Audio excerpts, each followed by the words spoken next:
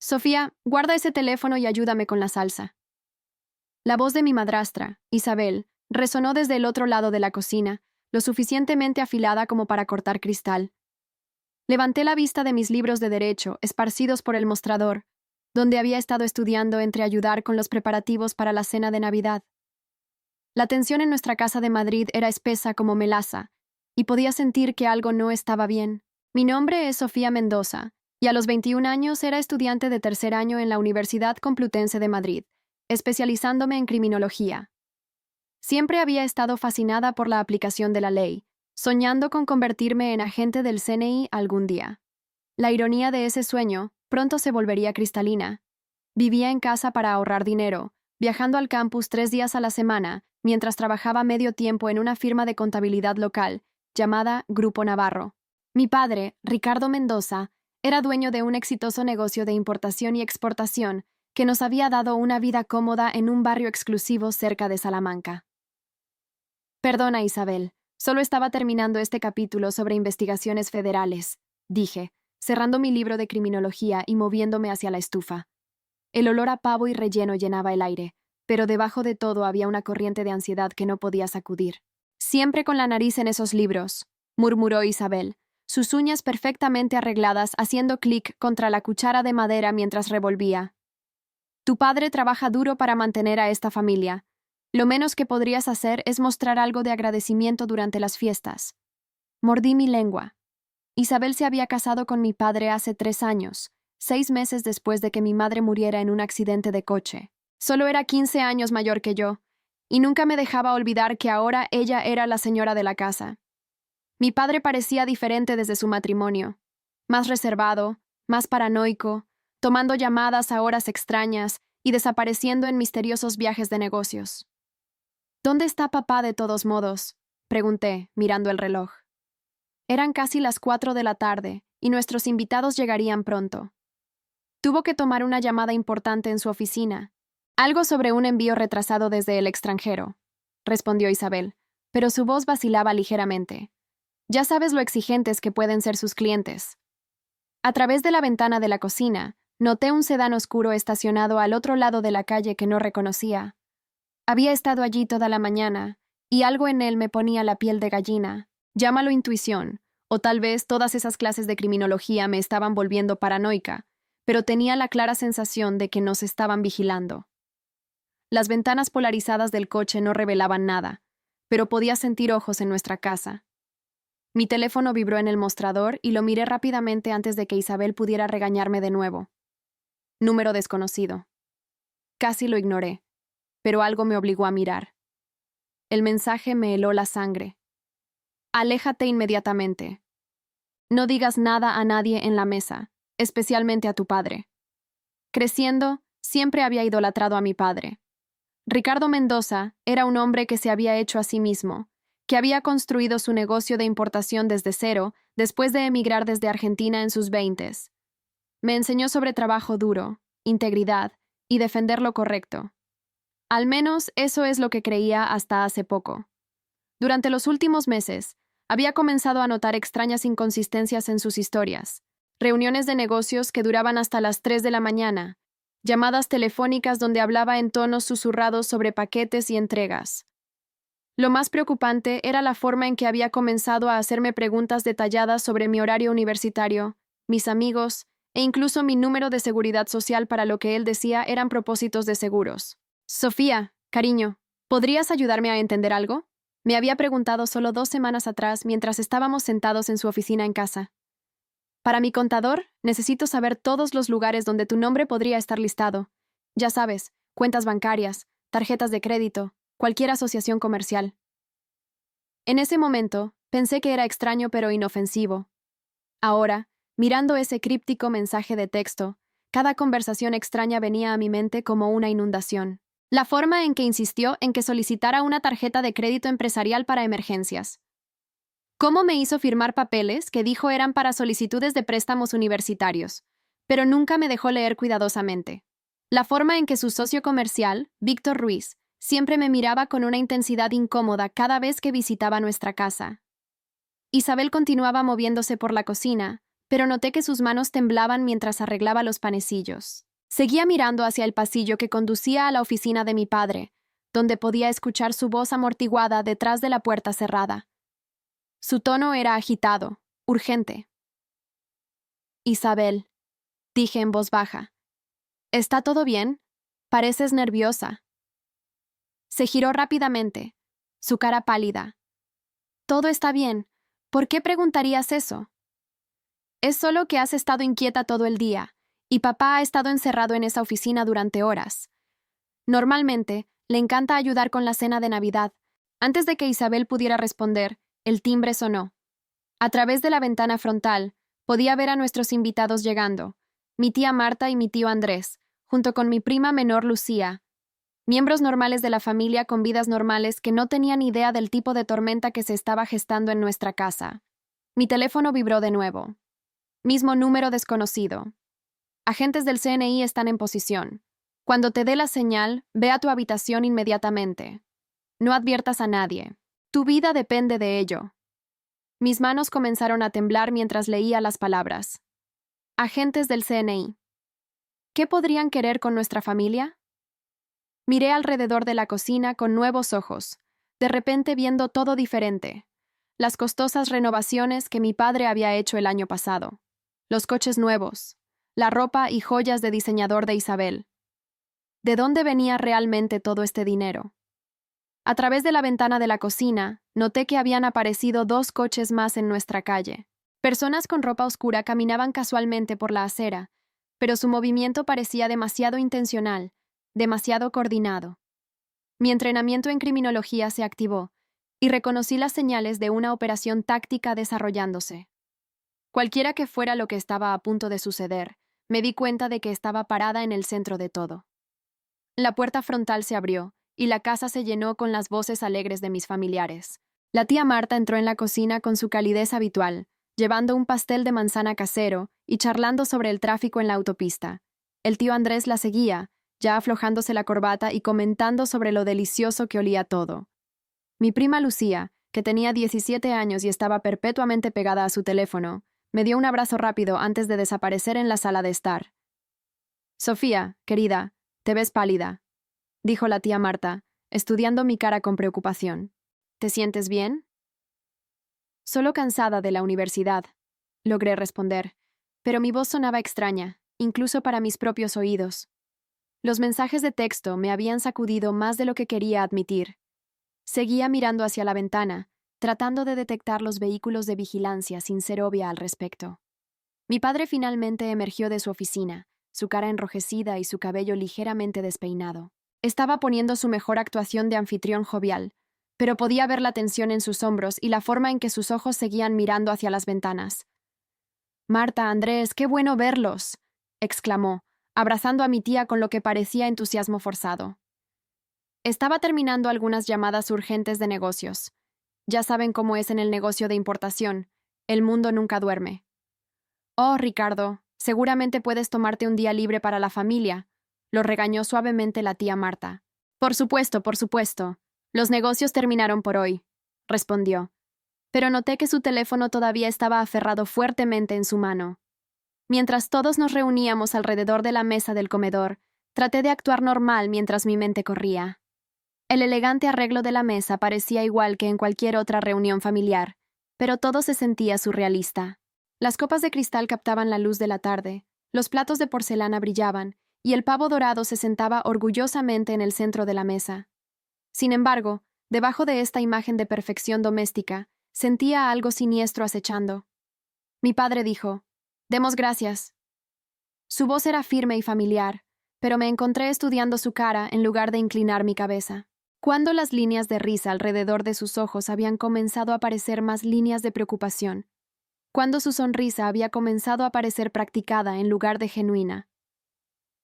«Comencemos con lo que todos agradecemos este año», anunció Isabel, cortando el pavo con precisión practicada. «Ricardo, ¿por qué no comienzas tú?» Mi padre se aclaró la garganta y levantó su copa de vino. «Estoy agradecido por mi hermosa familia, por otro año exitoso en los negocios y por las oportunidades que nos esperan».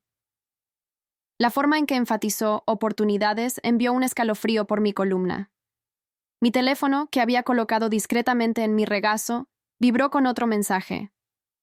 Ahora, ve a tu habitación. No mires atrás. No adviertas a nadie. Sentí mi corazón martillando contra mis costillas mientras tomaba una decisión que cambiaría todo. Empujé mi silla hacia atrás y me puse de pie, mis piernas sintiéndose inestables debajo de mí. Lo siento a todos. Necesito subir un momento. Creo que dejé algo encendido en mi habitación. Sofía, la cena acaba de comenzar, protestó Isabel, su tenedor suspendido a medio camino de su boca. Lo que sea puede esperar. Solo será un minuto rápido, dije, forzando una sonrisa que se sentía como plástico en mi cara. Lo prometo. Caminé hacia la escalera tan casualmente como pude, pero cada paso se sentía cargado de significado. Detrás de mí, podía escuchar a mi familia reanudando su conversación. La tía Marta preguntando sobre las solicitudes universitarias de Lucía, y el tío Andrés comentando sobre el partido de fútbol. Charla familiar normal que parecía pertenecer a un universo diferente al que yo estaba habitando repentinamente. Cuando llegué a la parte superior de las escaleras, escuché el inconfundible sonido de puertas de coches cerrándose afuera. No solo una o dos, múltiples vehículos llegando simultáneamente. A través de la ventana del pasillo del segundo piso, podía ver SUVs oscuros posicionados estratégicamente alrededor de nuestro vecindario. Hombres y mujeres con equipo táctico se movían con precisión practicada, rodeando nuestra casa. Mi teléfono sonó, haciéndome saltar. El mismo número desconocido que me había estado enviando mensajes. «¿Hola?», susurré, mi voz apenas audible. «¿Sofía Mendoza?». La voz era nítida, profesional, femenina. «Sí, soy la agente especial Elena Ramírez del Centro Nacional de Inteligencia. Necesito que escuches cuidadosamente y sigas mis instrucciones exactamente. Tu vida puede depender de ello». Las palabras me golpearon como un golpe físico. CNI. Esto estaba sucediendo realmente. No entiendo qué está pasando. El negocio de tu padre no es lo que piensas. Tenemos evidencia de que ha estado usando tu identidad para facilitar tráfico ilegal de armas. No eres solo una espectadora inocente. Te están preparando como chivo expiatorio de crímenes federales. El pasillo parecía girar a mi alrededor. ¿Tráfico de armas? Mi padre, el hombre que me había enseñado a andar en bicicleta y me había ayudado con mi tarea, ¿era un criminal? Eso es imposible. Respiré en el teléfono. Él importa textiles y muebles. Sofía, escúchame. En aproximadamente 30 segundos vamos a ejecutar una orden federal en tu casa. Tu padre está esperando esto. Creemos que está planeando eliminar a cualquier testigo que pueda implicarlo. Eso te incluye a ti. Las palabras «eliminar testigos» enviaron hielo a través de mis venas. ¿Estás diciendo que mi padre quiere matarme? Tenemos conversaciones grabadas que indican que te ve como un pasivo. Ha estado usando tu información personal para crear empresas fantasma, falsificar documentos y lavar dinero de ventas de armas. Si él cae, está planeando hacer que parezca que tú eras la cerebro. Abajo, podía escuchar la conversación continuando normalmente. Lucía se reía de algo que el tío Andrés había dicho. Isabel estaba preguntando si alguien quería más vino. La domesticidad de todo se sentía obscena, dado lo que estaba aprendiendo. «¿Qué hago?», susurré. «Quédate exactamente donde estás. No bajes bajo ninguna circunstancia. Vamos a entrar por la puerta principal en 10 segundos. Tu padre puede intentar llamarte. No respondas». Como si estuviera sincronizado, la voz de mi padre resonó por las escaleras. «Sofía, baja aquí, cariño. Tu tía Marta quiere contarte sobre su viaje a París». Mi sangre se convirtió en hielo. El momento era demasiado perfecto, demasiado conveniente. La agente Ramírez tenía razón. Estaba tratando de hacerme bajar antes de que el CNI llegara. «Sofía». Mi padre llamó de nuevo, su voz más aguda esta vez. «Baja aquí ahora mismo». A través de la ventana de mi habitación, podía ver oficiales tácticos tomando posiciones alrededor de nuestra casa, francotiradores en los techos vecinos, vehículos blindados bloqueando ambos extremos de nuestra calle. Esto no era solo un arresto, era una operación federal importante. «Ya están aquí», dijo la agente Ramírez a través de mi teléfono. Pase lo que pase, no te muevas de donde estás. La puerta frontal explotó hacia adentro con un tremendo estruendo. Gritos estallaron desde abajo. «Ceni, agentes federales, todos al suelo». Podía escuchar a mi tía gritando, sillas raspando contra el piso, y la voz de mi padre elevándose en protesta furiosa. Pero lo que más me heló fue la reacción de Isabel, o más bien su falta de una. En lugar de gritos sorprendidos, la escuché decir con voz calmada y resignada: «Ricardo, lo saben todo». Los sonidos desde abajo eran el caos encarnado. Botas pesadas tronaban a través de nuestros pisos de madera. Múltiples voces gritaban comandos. «Manos donde podamos verlas. No se muevan. Aseguren el perímetro». A través de mi teléfono, la agente Ramírez me mantenía informada. «Tu padre acaba de intentar alcanzar algo en su chaqueta. Mis colegas lo tienen restringido. Tu madrastra está siendo cooperativa. Ha estado trabajando con nosotros durante los últimos 6 meses. ¿Isabela ha estado trabajando con el CNI?» La revelación me golpeó como un mazo. Todo lo que pensé que sabía sobre mi familia se estaba desmoronando en tiempo real. Ella nos contactó después de descubrir las actividades ilegales de tu padre. Ha estado proporcionando información sobre su operación mientras trataba de protegerte. La razón por la que ha estado tan tensa últimamente es porque sabía que este día llegaría. Abajo, podía escuchar a mi tía Marta llorando y exigiendo saber qué estaba pasando. La voz del tío Andrés estaba elevada en confusión y enojo. Mi prima Lucía estaba sollozando. Estos miembros inocentes de la familia habían sido arrastrados a un operativo federal debido a los crímenes de mi padre. «Sofía, necesito que entiendas algo», continuó la agente Ramírez. «Tu padre ha estado planeando desaparecer después de esta cena navideña. Encontramos evidencia de que pretendía falsificar tu muerte y huir del país con el dinero que robó. Nunca estuviste destinada a sobrevivir hoy». Las palabras hicieron que mis piernas cedieran y me hundí en el piso del pasillo. Mi propio padre, el hombre que me había criado, a quien había amado y admirado, había estado planeando asesinarme. La traición era tan completa, tan devastadora que ni siquiera podía procesarla emocionalmente. «¿Por qué?», susurré. «¿Por qué me haría esto?». Dinero y desesperación. Su operación de tráfico de armas valía millones, pero se estaba desmoronando. Necesitaba un chivo expiatorio, y necesitaba eliminar a cualquiera que pudiera exponerlo. Tu identidad era perfecta para crear el rastro de papel, y tu muerte habría sellado el caso. Pasos pesados subían las escaleras ahora. Podía escuchar a la agente Ramírez coordinándose con su equipo. «Sujeto asegurado en el piso principal. Víctima está a salvo en el segundo piso». Momentos después, una mujer con equipo táctico del CNI apareció en la parte superior de las escaleras. Era alta, con cabello oscuro corto y ojos amables pero serios.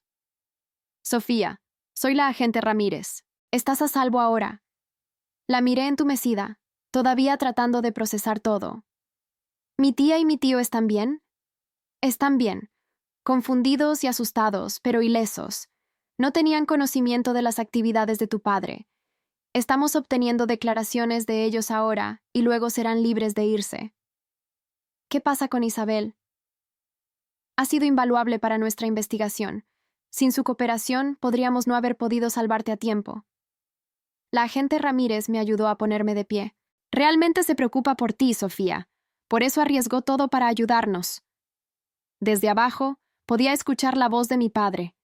Ya no el cálido tono paternal que conocía, sino frío y calculador. «No tienen nada concreto. Todo lo que creen que saben es circunstancial». Luego escuché la voz de Isabel, más fuerte de lo que nunca la había escuchado. «Tomás, basta. Tienen las grabaciones, tienen los registros financieros, lo tienen todo. ¿Me grabaste?». La voz de mi padre estaba llena de rabia e incredulidad. «Traidora». «Protegí a tu hija», Isabel le respondió. «Algo que tú nunca estuviste dispuesto a hacer». La agente Ramírez me miró con simpatía. «Sé que esto es abrumador, pero necesito que entiendas. No estás en problemas. Eres una víctima aquí. Sin embargo, vamos a necesitar tu ayuda para asegurarnos de que tu padre pague por lo que ha hecho». La agente Ramírez me llevó abajo, donde la escena parecía algo sacado de un drama policial. Agentes del CNI estaban fotografiando todo, embolsando evidencia y coordinándose a través de sus radios. Mi tía y mi tío estaban sentados en el sofá de la sala, luciendo conmocionados pero físicamente ilesos. Lucía se aferraba a su madre, lágrimas corriendo por su cara.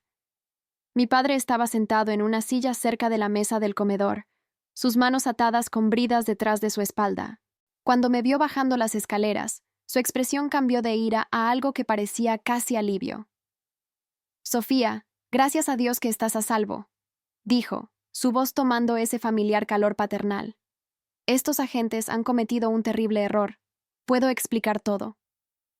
Pero ahora podía ver a través de él. La actuación era impecable, el padre preocupado, el empresario inocente, atrapado en un malentendido.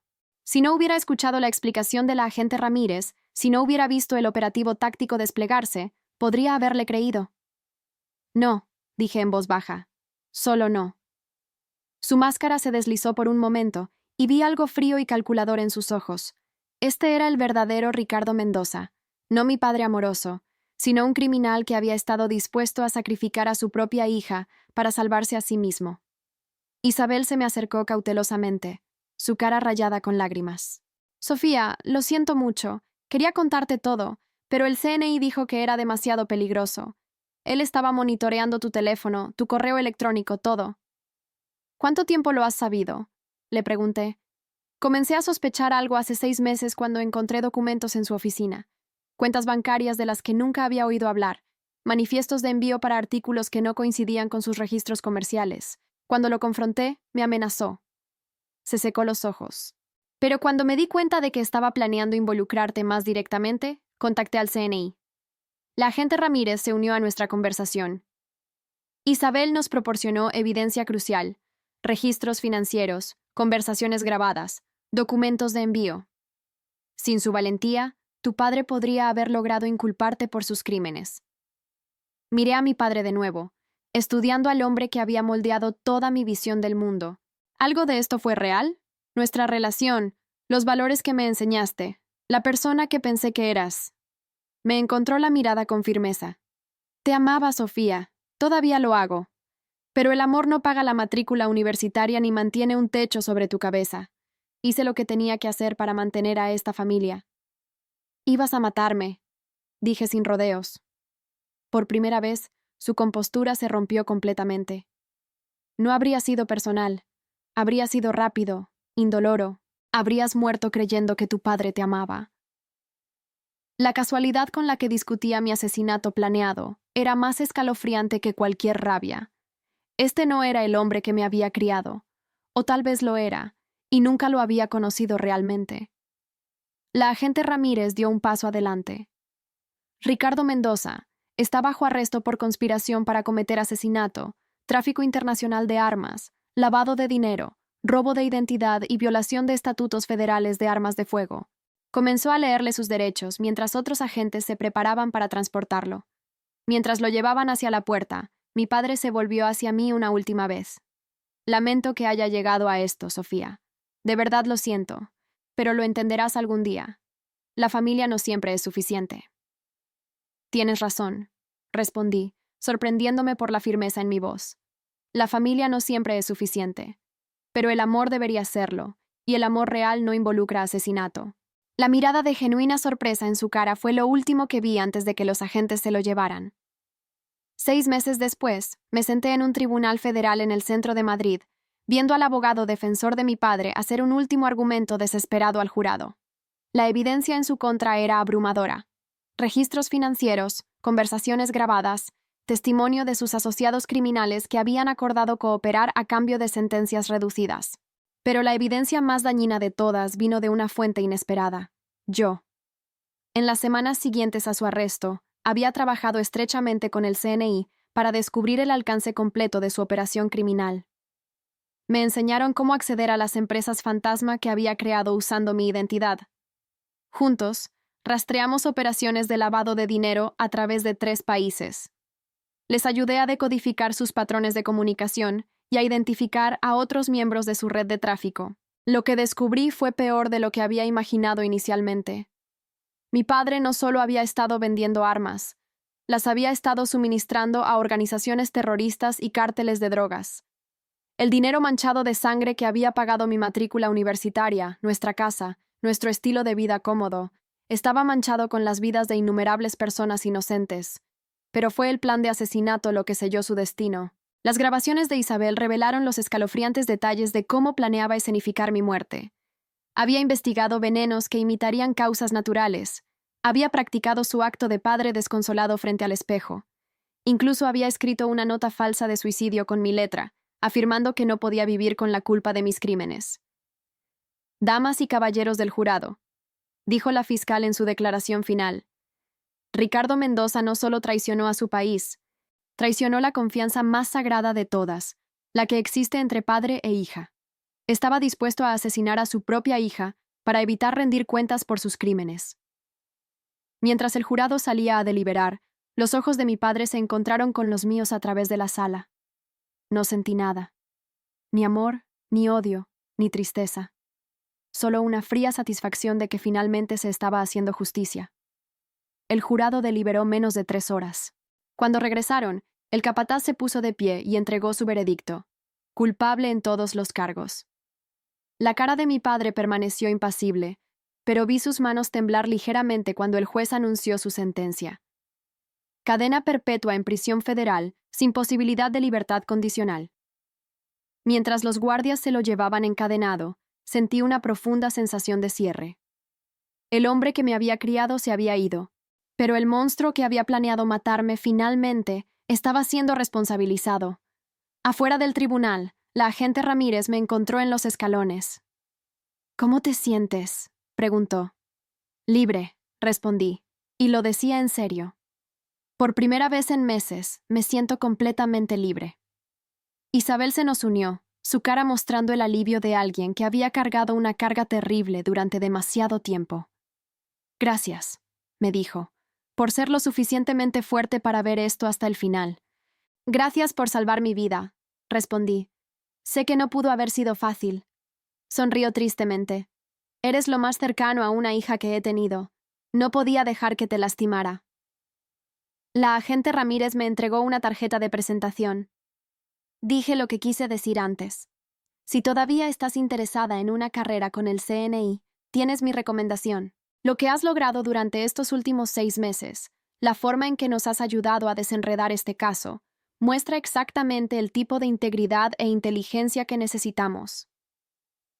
Miré la tarjeta, pensando en mis sueños de infancia, de convertirme en agente del CNI. Esos sueños habían nacido observando a mi padre, creyendo que representaba justicia y valentía moral. Ahora conocía la verdad sobre él, pero de alguna manera eso hacía mi vocación aún más clara. «Lo pensaré», dije, pero ya había tomado mi decisión. Años más tarde, Ricardo Mendoza murió solo en prisión federal. Su red de tráfico de armas fue completamente desmantelada, sus cómplices cumpliendo largas sentencias.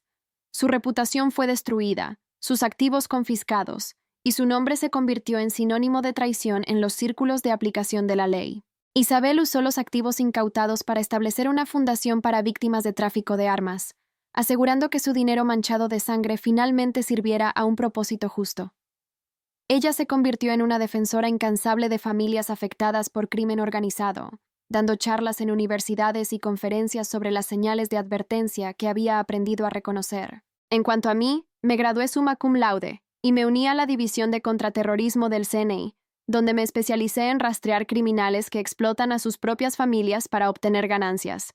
Cada caso que resolví, cada criminal que ayudé a llevar ante la justicia, se sintió como una pequeña victoria sobre el hombre que había intentado destruirme. Pero lo más importante fue lo que aprendí sobre la familia verdadera. Isabel, quien no compartía mi sangre pero arriesgó todo para salvarme, demostró ser más familia que el hombre que me crió. La agente Ramírez, quien se convirtió en mentora y amiga, me enseñó que la familia se elige tanto como se hereda. Mi tía Marta, quien después de recuperarse del shock inicial, me brindó un apoyo inquebrantable, probando que el amor familiar real trasciende el escándalo y la vergüenza. Recibí una última carta de mi padre antes de su muerte. La leí una sola vez, buscando algún rastro del hombre que pensé que conocía, alguna señal de arrepentimiento genuino o comprensión de lo que había hecho. No encontré ninguno. La carta estaba llena de justificaciones, de excusas, de intentos de hacerme sentir culpable por testificar en su contra. Incluso al final, no podía aceptar la responsabilidad de sus acciones. Incluso al final, yo era simplemente una herramienta para él, un medio para un fin. Quemé esa carta en la chimenea de mi apartamento, viendo cómo las palabras se convertían en cenizas. Con ellas, quemé los últimos vestigios del padre que había imaginado que tenía. Hoy, 10 años después de aquella terrible cena navideña, dirijo un equipo especial en el CNI dedicado a desmantelar redes de tráfico internacional. He ayudado a arrestar a más de 50 criminales de alto perfil, he salvado innumerables vidas y he devuelto a familias rotas la justicia que merecían. Cada mañana, cuando me pongo mi placa del CNI, pienso en la niña de 21 años que estaba en ese pasillo, temblando mientras su mundo se desmoronaba. Pienso en cómo esa noche terrible se convirtió en el catalizador para encontrar mi verdadero propósito. La venganza que busqué no fue contra mi padre específicamente. Fue contra todo lo que él representaba: el abuso de confianza, la explotación de los vulnerables, la idea de que la familia es una herramienta para usar en lugar de un vínculo para honrar. Mi venganza fue convertirme en todo lo que él fingió ser: una defensora de la justicia, una protectora de los inocentes, alguien que pone el bienestar de otros por encima de la ganancia personal. Y cada noche, cuando cierro los ojos, duermo en paz sabiendo que mi vida tiene un propósito que trasciende el dolor que él intentó infligirme. A cualquiera que lea esta historia y vea reflejada su propia experiencia con familia tóxica, quiero decirles algo: no están solos. La traición de un padre, de una madre, de alguien que se suponía debía protegerte, es una de las heridas más profundas que una persona puede sufrir. Pero no tiene que definirte. Aprendí que la familia verdadera no se define por la sangre o los apellidos. Se define por el amor, el respeto, la lealtad y el sacrificio genuinos. Isabel, quien arriesgó su vida para salvar la mía, es más mi familia que el hombre que me dio su apellido. Aprendí que el perdón no siempre es necesario para sanar. No perdoné a mi padre. No tuve que hacerlo. Lo que hice fue liberarme de la necesidad de su aprobación, de su amor, de su validación. Y en esa liberación encontré paz. Aprendí que la justicia, aunque fría, es satisfactoria. No necesité venganza personal. La ley se encargó de eso. Lo que necesité fue la validación de que lo que me hizo estuvo mal, y esa validación vino en forma de una sentencia de cadena perpetua. Pero más importante que todo, aprendí que sobrevivir no es suficiente. Para realmente vencer a aquellos que intentan destruirnos, debemos prosperar. Debemos tomar el dolor que nos causaron y transformarlo en propósito. Mi padre intentó usarme como chivo expiatorio para sus crímenes. En cambio, me convertí en la persona que persigue a criminales como él. Mi padre intentó eliminarme para salvar su propia piel. En cambio, ayudé a eliminarlo a él del mundo libre. Mi padre pensó que la familia era una herramienta descartable. En cambio, encontré una familia verdadera en lugares inesperados, con personas que me eligieron tanto como yo las elegía a ellas. Esta es mi historia. Una historia de traición, sí, pero también una historia de supervivencia, transformación y, finalmente, triunfo. Si estás en una situación donde la familia te está usando, abusando o poniendo en peligro, escúchame bien. Tienes el derecho, y a veces la obligación, de alejarte. La sangre no te obliga a permanecer en situaciones tóxicas o peligrosas. Busca ayuda. Habla con autoridades si es necesario.